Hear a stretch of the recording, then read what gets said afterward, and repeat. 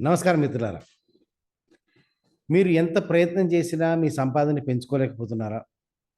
వచ్చిన సంపాదన సరిపోక నానా రకాల ఇబ్బందులు పడుతున్నారా? ఎంత కృషి చేసినా, ఎన్ని రకాల స్ట్రాటజీస్ వాడినా, ఎన్ని రకాల లా ఆఫ్ అట్రాక్షన్ టెక్నిక్స్ వాడినా కూడా మన సంపాదన పెరగడం గాని, మన ఆర్థిక స్థితి ఎదగడం గాని, లేదా ఒక ప్రశాంతమైన, సుఖమైన జీవితాన్ని గడపడానికి కావాల్సినటువంటి ఆర్థిక స్థితిని పొందడానికి గాని ఇబ్బందులు పడుతుంటే గనక ఈ వీడియో మీకోసం. అసలు ఫస్ట్ ఆఫ్ ఆల్ మనం గుర్తుపెట్టుకోవాల్సిన విషయం ఏంటంటే, చాలామంది ఇవాళ రోజున లా ఆఫ్ అట్రాక్షన్ చాలా రకాల వీడియోస్ వస్తూ ఉన్నాయి. ఆ లా ఆఫ్ అట్రాక్షన్‌లో రకరకాల టెక్నిక్స్ చెప్పబడుతున్నాయి. ఆ రకరకాల టెక్నిక్స్ అన్నిటిని కూడా మీరు రకరకాలుగా ప్రయత్నాలు చేసి ఉంటారు. కానీ ఆ ప్రయత్నాలన్నీ కూడా మిగతా వాటి విషయంలో బాగా సక్సెస్ అయినప్పటికీ, మనీ విషయంలో అంతగా సక్సెస్ కాక ఇబ్బందులు పడుతూ ఉంటే, ఈ వీడియో మీరు తప్పకుండా చివరిదాకా చూడాలి. దానికి కారణము, పరిష్కారం 2 కూడా మీకు ఇందులో తెలుస్తాయి. నమస్కారం మిత్రులారా. నా పేరు రాజశేఖర్. ప్రపంచవ్యాప్తంగా తెలుగు ప్రజలందరూ ఆప్యాయంగా నన్ను మనీ గురువు రాజశేఖర్ అని పిలుస్తుంటారు. కారణం ఏంటంటే, గత 25 సంవత్సరాలుగా మనీ అనే ఏకైక అంశం మీద పరిశోధన చేస్తూ, కొన్ని వేల మందికి వాళ్ళ ఆర్థిక స్థితి మెరుగుపడటానికై తోడ్పాటుని అందించిన వాడిని. 12 పుస్తకాలు రాసిన వాడిని. 12లో 6 పుస్తకాలు డబ్బు మీద. అందులో 2 పుస్తకాలు అమెజాన్ బెస్ట్ సెల్లర్‌గా నిలిచినియి. లేటెస్ట్‌గా రాసినటువంటి 'మనీ మ్యాగ్నెటిక్ మొదటి మెట్టు' అనే బుక్ అమెజాన్‌లో పోస్ట్ చేసిన 48 గంటల్లో బెస్ట్ సెల్లర్‌గా నిలిచింది. దానికి కారణం మీ అందరి అభిమానం. అది కాకుండా రకరకాల ఛానెల్స్‌లో ఓవరాల్‌గా యూట్యూబ్ మొత్తం మీద నావి 2100 వీడియోల దాకా ప్రాసెస్‌లో ఉన్నాయి. తిరుగుతూ ఉన్నాయి. రొటేట్ అవుతూ ఉన్నాయి.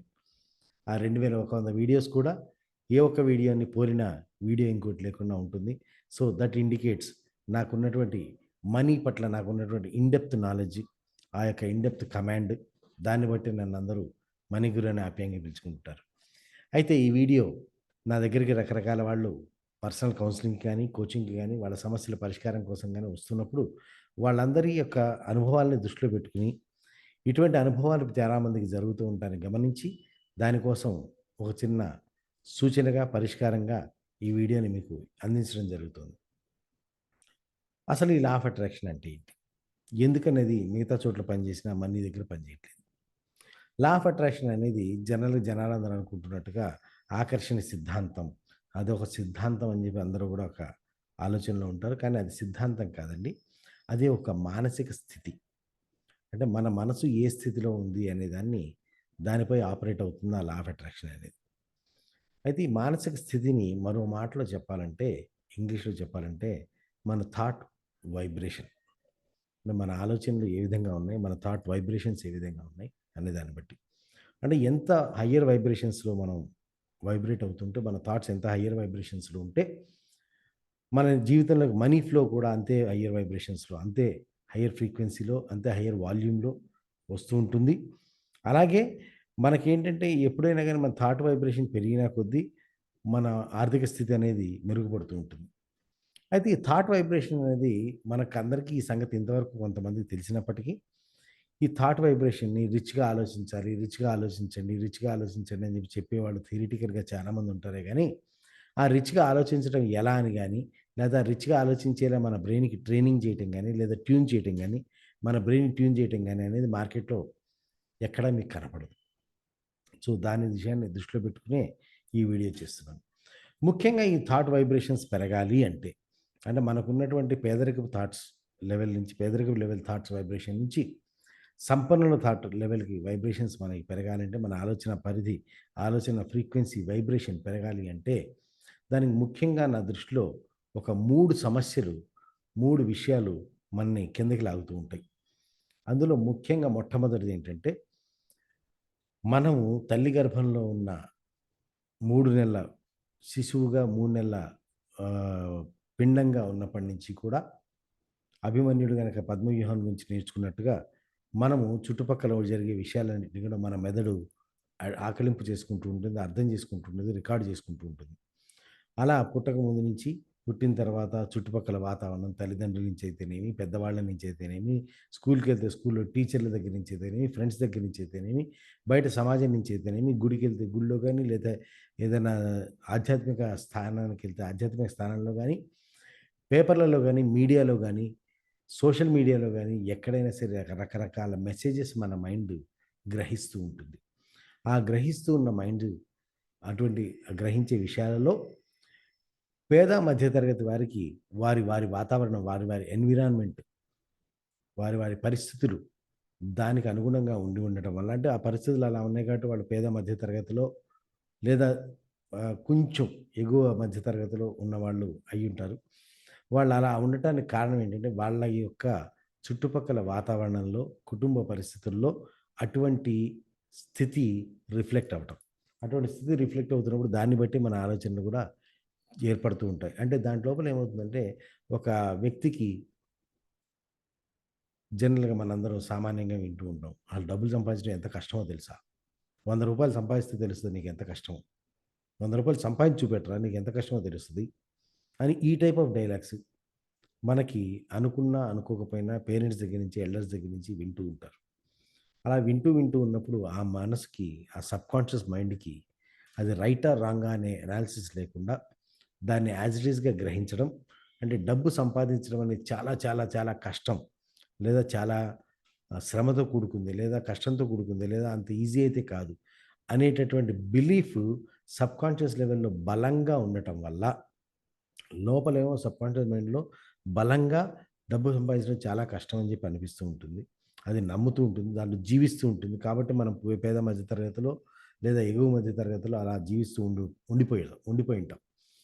అలాంటి సందర్భంలో ఎవరైనా ఏదైనా వీడియోలో గాని, లేదా ఏదైనా వర్క్‌షాప్‌లో గాని, ఏదైనా టెక్నిక్ చెప్పేటప్పుడు గాని, ఇదిగో ఇలా విజువలైజ్ చేసుకోండి, ఇలా అఫర్మేషన్ చేసుకోండి, లేదా ఇంకో టెక్నిక్ చేయండి, ఇంకో టెక్నిక్ చేయండి అని చెప్పి రకరకాల టెక్నిక్స్ చెప్పినప్పుడు, ఆ టెక్నిక్ చేస్తే ఈజీగా డబ్బులొస్తాయని వాళ్ళు చెప్తూ ఉంటారు.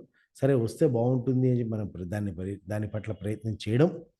కానీ మన సబ్‌కాన్షియస్ మైండ్‌లో డబ్బు సంపాదించడం కష్టం అనే ఒక బిలీఫ్ ఉండటం వల్ల ఈ రెండిటికి మధ్య కాన్‌ఫ్లిక్ట్ వస్తుంది. ఈ రెండిటికి 2 పరస్పర విరుద్ధమైన భావాలు. 2 పరస్పర విరుద్ధమైన వాళ్ళకు ఒక భావం మీరు గమనించండి.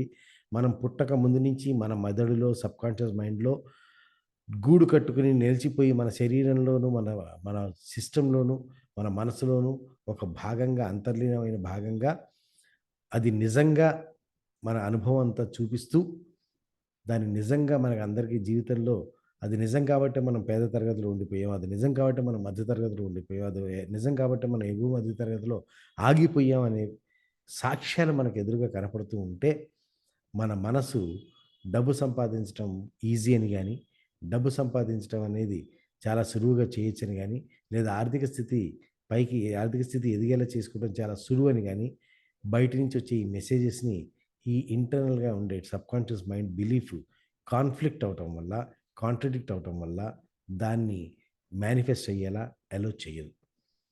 సో, ఇక్కడ ఏమైపోతుందంటే ఈ యొక్క మీకు ఇంకొక మరో విషయం చెప్పాలంటే మనకున్నటువంటి నమ్మక వ్యవస్థ.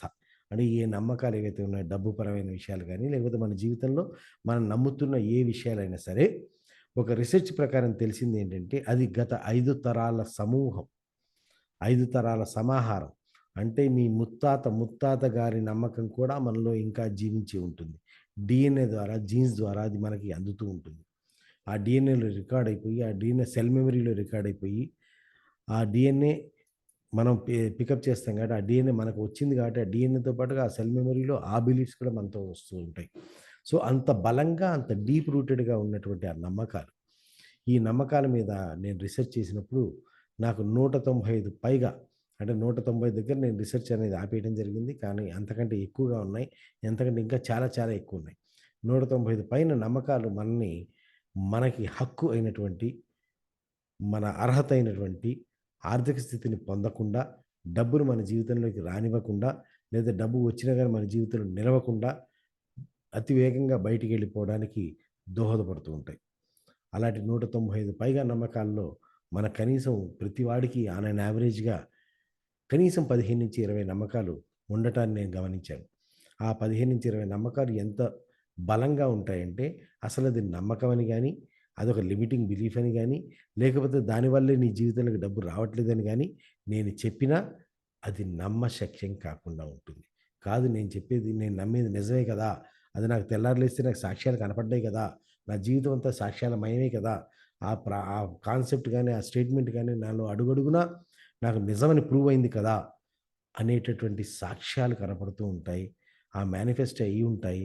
కాబట్టి అది నమ్మకం అని గాని, అది లిమిటింగ్ అని గాని, లేకపోతే దానివల్లే నా జీవితం ముందుకెళ్ళకుండా ఆగిపోయిందని గాని, మనకి మనమే నమ్మలేని స్థితిలో ఆ పరిస్థితులుంటాయి. ఆ పరిస్థితులు మనల్ని ఆడిస్తూ ఉంటాయి.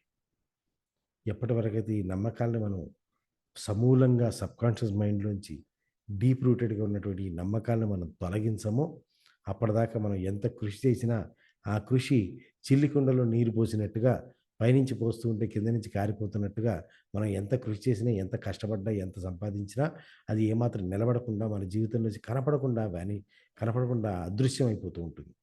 సో, అటువంటి స్థితిని పోగొట్టుకోవాలంటే దానికి అటువంటి డీప్ సబ్‌కాన్షియస్ మైండ్‌లో వర్కౌట్ చేయగలిగే ఒక ప్రక్రియ కావాలి. అటువంటి ప్రక్రియ నేను నా 20 సంవత్సరాల ఎక్స్‌పీరియన్స్‌లో దాన్ని కనిపెట్టడం జరిగింది. దాన్ని మనీ మ్యాజిక్ స్క్రిప్ట్ అని చెప్పి కనిపెట్టడం జరిగింది.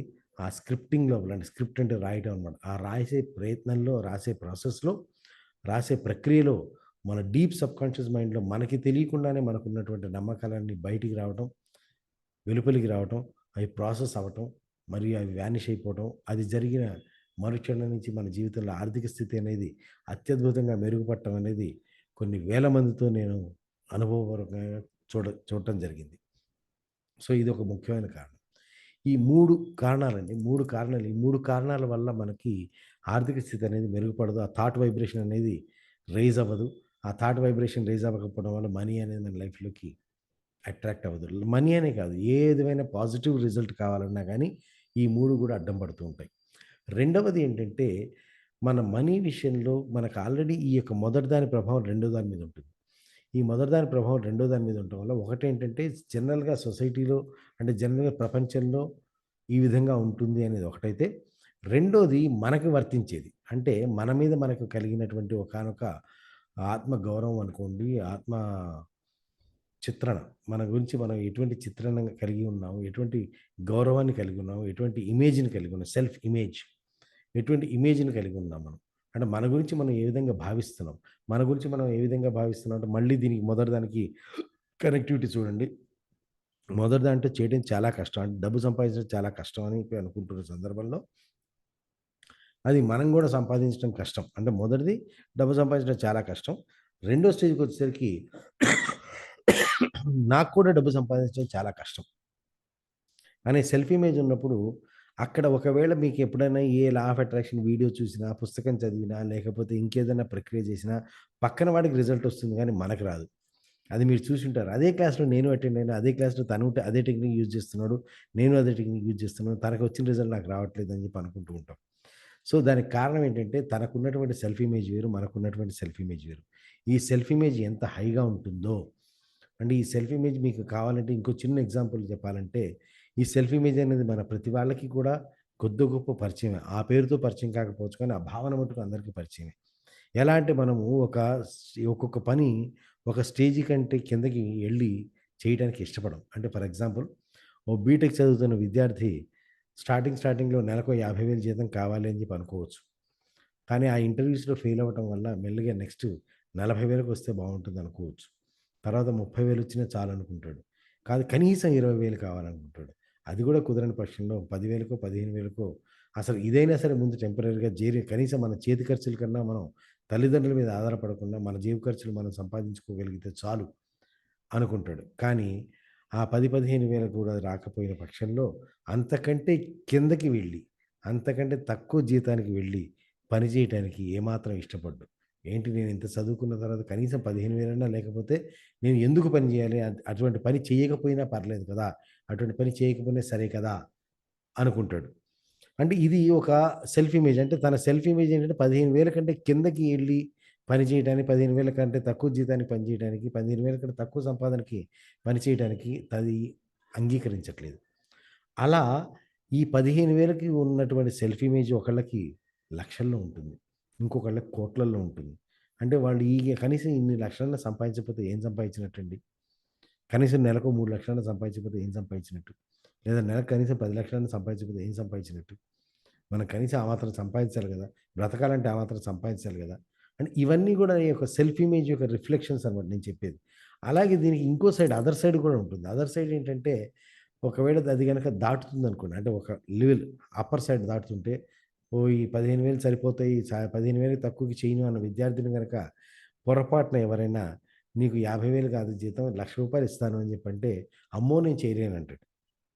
అంటే ఆ రూ. 1,00,000 జీతం తీసుకున్న తర్వాత, ఆ రూ. 1,00,000 జీతం ఇచ్చినవాడు నీతోటి ఏ పని చేయిస్తాడో తెలీదు మనకి. కానీ ఆ రూ. 1,00,000 సంపాదనకు సరిగిన న్యాయం నేను చెయ్యలేను. నాకంత సమర్థత లేదు. నాకంత సినిమా లేదు. నాకంత సీన్ లేదు. అనే ఉద్దేశంలో భ్రమలో ఉంటాడు. అంటే ఆ యొక్క ఇంప్రెషన్‌లో ఉంటాడు. అటువంటప్పుడు అతను ఆ రూ. 1,00,000 కూడా చేరుకోవటం అనేది అంటే నేను ఆ రూ. 1,00,000 సంపాదించగలిగే అర్హత నాకు కలిగింది అన్న నమ్మకం తనకు కలిగేదాకా ఆహ్, ఆలోచన తనలో నిలిచేదాకా ఆ రూ. 1,00,000 సంపాదన స్థాయికి తను చేరలేడు. అలాగే ప్రతి వాళ్ళు ఎవరి స్థాయిలో ఉన్నవాళ్ళు వాళ్ళ అప్పర్ లిమిట్ ఏదైతే ఉంటుందో అప్పర్ లిమిట్‌లో దానికి కూడా వెళ్ళలేకపోతుంటారు. అంటే ఆ మధ్యలోనే కొట్టుకుంటూ ఉంటారు. అది కూడా మనం ఆ సెల్ఫ్ ఇమేజ్‌ని కూడా మనం ఇంక్రీజ్ చేయాలి. ఆ సెల్ఫ్ ఇమేజ్ లెవెల్‌ని కూడా మనం ఇంక్రీజ్ చేయాలి. అలా ఇంక్రీజ్ చేయగలిగినప్పుడే మన ఆర్థిక స్థితి అనేది మెరుగుపడుతుంది. ఈ రెండిటితో పాటుగా మూడవది అతి ముఖ్యమైనది. మనందరికీ ఉన్న ఆర్థిక బాధల వల్ల కావచ్చు, మన ఆర్థిక స్థితి పట్ల మనకు సంతృప్తి లేకపోవడం వల్ల కావచ్చు, లేదా మనకున్నటువంటి చుట్టుపక్కల పరిస్థితుల వల్ల, సమస్యల వల్ల, కారణాలు ఏవైనా కావచ్చు, మన జీవితంలో జరుగుతున్నటువంటి విషయాల వల్ల మనం ఏం చేస్తామంటే, మన దగ్గర ఉన్న వాటిని గుర్తించం. అక్నాలెడ్జ్ చేయం. వాటిని మన దగ్గర ఉన్న వాటిని గుర్తించం. బైబిల్‌లో చెప్పినట్టుగా ఉన్నవానికి ఇంకను ఇయ్యబడును, లేనివానికి ఉన్నది కూడా లాక్కొనబడును అంటారు. అంటే ఉన్నవాడు అంటే మనం ఏమనుకుంటామంటే నిజంగా ఉన్నవాడు. ఉన్నవాడు కాదు. మన దగ్గర ఉన్న వాటిని ఉన్నది అన్న భావన కలిగినవాడు. అంటే మన దగ్గర ఉన్న వాటిని గుర్తించి వాటి పట్ల మనకు కృతజ్ఞతా భావం ఉండి వాటిని మనం అక్నాలెడ్జ్ చేయగలిగినప్పుడు అది మన జీవితంలో మరింతగా మల్టిప్లై అవుతుంది. మరింతగా హెచ్చింపబడుతుంది. అలా కాని పక్షంలో మన దగ్గర ఉన్నది కూడా పోతూ ఉంటుంది. ఇది మరొక మూడో సమస్య నేను గమనిస్తున్నటువంటి మనుషులు ఆర్థికంగా గానీ, సంపన్న స్థితికి వెళ్ళకపోవడానికి గానీ, జీవితంలోకి అనుకున్నది సాధించలేకపోవడానికి గానీ ఏర్పడుతున్నటువంటి మూడో అతి ముఖ్యమైన కారణం. సో, ఈ 3 ముఖ్యమైన కారణాలు ఎప్పుడైతే మనిషిలో ఉన్నాయో, ఈ మూడిట్లో ఏ ఒక్కటున్నా గానీ మనిషి ఆర్థికంగా పోరాటం మాత్రమే మిగులుతుంది గానీ, అతనిలో అభివృద్ధి అనేది ఎట్టుకొచ్చానో కనపడదు. వీటన్నిటికి కూడా మీకెంత అటువంటి అద్భుతమైన టాలెంట్స్ ఉన్నాయి, ఎటువంటి స్కిల్స్ ఉన్నాయి, ఎటువంటి ఎబిలిటీస్ ఉన్నాయి, కేపబిలిటీస్ ఉన్నాయి, ఎటువంటి రిసోర్సెస్ ఉన్నాయి, ఎటువంటి కాంటాక్ట్స్ ఉన్నాయి. వేటితోటి సంబంధం లేకుండా మీ ఆర్థిక స్థితి అక్కడికక్కడే ఉండిపోతుంది. వాటితో సంబంధం లేకుండా ఈ 3 మారినప్పుడు అవి ఎంత సపోర్ట్ ఇచ్చినా, ఆటి సపోర్ట్ లేకపోయినా సరే మనం ఆర్థికంగా ఎదగగలుగుతాం. అంటే మన కెపాసిటీ లేకపోయినా, లేకపోతే మనకు ఆ కాంటాక్ట్స్ లేకపోయినా, మనకు అటువంటి ఆపర్చునిటీస్ లేకపోయినా, మనం క్రియేట్ చేసుకోగలుగుతాం. ఆ కాంటాక్ట్స్ ఏర్పరుచుకోగలుగుతాం. అటువంటి యొక్క స్థితిని మనం ఆ స్కిల్ సెట్‌ని డెవలప్ చేసుకోగలుగుతాం. అన్నిటిని అది ఏదైతే మనకు లేకపోవడం వల్ల మనం ఆగిపోయాం వాటన్నిటిని అతి సునాయాసంగా మనం పొందగలుగుతాం. మనం కోరుకున్న సంపన్న స్థితిని, ఆర్థిక స్థితిని మనం పొందగలుగుతాం. సో, ఈ 3 కూడా కాంబినేషన్స్‌లో ఉండటం వల్ల నేను ఈ మూడిటిని కూడా ఇదివరకు డిఫరెంట్ వర్క్‌షాప్స్‌గా, డిఫరెంట్ ప్రోగ్రామ్స్‌గా అందించేవాడిని. కానీ ఒక ప్రోగ్రామ్ చేసినవాడు, 2 ప్రోగ్రామ్ చేసినవాడు, మూడో ప్రోగ్రామ్ చేయకపోవడం వల్ల ఆ రిజల్ట్ అనేది ఆప్టిమమ్ లెవెల్‌లో అంటే రావాల్సిన స్థాయిలో రాకుండా ఉండిపోవటం వల్ల ఇప్పుడు నేనేం చేశానంటే ఈ 3 ప్రోగ్రామ్స్‌ని కలిపి రైజ్ యువర్ మనీ ఫ్రీక్వెన్సీ అంటే మీ యొక్క మనీ ఫ్రీక్వెన్సీని రైజ్ చేయండి. రైజ్ యువర్ మనీ ఫ్రీక్వెన్సీ అని చెప్పి ఒక 2 నెలల ప్రోగ్రామ్‌గా నేను దాన్ని డిజైన్ చేయడం జరిగింది.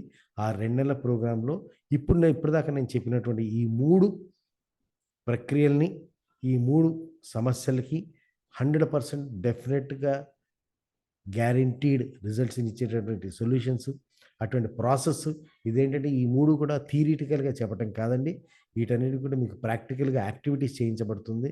దీంట్లోపల ఈ 2 నెలల కాలంలో కూడా మీకు మధ్యలో ఒక్కొక్కసారి నేను థియరిటికల్‌గా ఎక్స్‌ప్లెయిన్ చేయటమే తప్పితే most of the time 90% of the time మీరే యాక్టివిటీస్ చేయాలి. అలా యాక్టివిటీస్ చేస్తున్నప్పుడు మీ మైండ్‌లో అటువంటి షిఫ్ట్ అనేది వస్తుంది. మీ మైండ్‌లో అటువంటి అభివృద్ధి అనేది వస్తుంది. మీ ఆలోచన విధానంలో అటువంటి థాట్ వైబ్రేషన్‌లో అటువంటి రైజింగ్ అనేది వస్తుంది. అలా రైజింగ్ వచ్చినప్పుడు మా దగ్గర చాలా సునాయాసంగా అప్పటిదాకా వేల కోసం తన్నుకులాడుతున్న వ్యక్తి 2000, 3000 వస్తే తన్నుకులాడుతున్న వ్యక్తి ఉన్న పళాన 10,000, 20,000 దాకా చార్జ్ చేయగలగడం. ఒక 15,000 సంపాదిస్తే 15,000 నెలకి ఫీజొస్తే చాలనుకునే వ్యక్తి 10 రోజులకి 60,000 చార్జ్ చేయగలగడం. దానికి తగ్గట్టుగా కస్టమర్స్ కూడా ఇవ్వడానికి సిద్ధపడడం. ఓ 2,000, 3,000 చార్జ్ చేసి నెలకు 2,000, 3,000 తీసుకోగలిగే వ్యక్తి ఆ నెలకి 25,000, 30,000 తీసుకున్నా దానికి తగ్గట్టుగా తన కస్టమర్స్ అట్రాక్ట్ అవ్వడం, ఆ కస్టమర్స్ తనకివ్వడం. అండ్ ఒక 6 నెలలు తిరిగేసరికి తన యొక్క ఆర్థిక స్థితి కనీసం ఒక 10 రెట్లుగా పెరగటం అనేది మాకు తెల్లాలేసి మాకొస్తున్నటువంటి న్యూస్. మేము తెల్లాలేసి మేము చూస్తున్నటువంటి టెస్టిమోనియల్స్, ఎగ్జాంపుల్స్. అటువంటి ఎగ్జాంపుల్స్ మీరు కావాలంటే మా యొక్క యూట్యూబ్ ఛానెల్‌లో చాలా టెస్టిమోనియల్స్ ఉన్నాయి. వాటన్నిటిని కూడా మీరు గమనించొచ్చు. వాళ్ళు ఏ విధంగా డెవలప్ అయ్యారో చూసుకోవచ్చు. సో, మిత్రులారా, మీకు ఎవరైతే ఆర్థికంగా ఇబ్బందులు పడుతూ వాళ్ళకి ఆర్థిక ఇబ్బందుల నుంచి బయటికి రావాలని, ఆర్థికంగా ఉన్నత స్థితి పొందాలని, సంపన్న స్థితిలో అవ్వాలని చెప్పి కోరుకుంటున్న వాళ్ళకి, దాని పట్ల మనస్ఫూర్తిగా కృషి చేయటానికి సిద్ధంగా ఉన్న వాళ్ళకి, నేను మీ అందరికీ ఒకటే దయచేసి కోరుకుంటుంది ఏంటంటే, నాకొక్క 2 నెలలు టైం ఇవ్వండి. ఒక్క 2 నెలలు మీరు నా కోసం రోజుకొక 10 నిమిషాలు, రోజుకొక 10 నిమిషాలు చొప్పున ఒక 2 నెలల పాటు మీరు నాకు క్రమం తప్పకుండా టైం ఇవ్వగలిగితే, ఆ 2 నెలల్లో 2 నెలల తర్వాత మీ యొక్క సంపాదన స్థితి కనీసం 10 రెట్లు పెరుగుతుందని నేను గ్యారంటీ మీకు ఇవ్వగలుగుతాను. సో, మిత్రులారా, ఈ వీడియో చూసిన వాళ్ళు గనక మీకు ఆసక్తి ఉంటే, ఈ వీడియో కింద రైజ్ యువర్ మనీ ఫ్రీక్వెన్సీ అనేటటువంటి కోర్స్ యొక్క లింక్ ఉంటుంది. ఆ కోర్స్‌లో చేరండి. 2 నెలల తర్వాత మీ యొక్క మానసిక స్థితికి, మీ యొక్క ఆర్థిక స్థితికి మీరే ఆశ్చర్యపోతారు.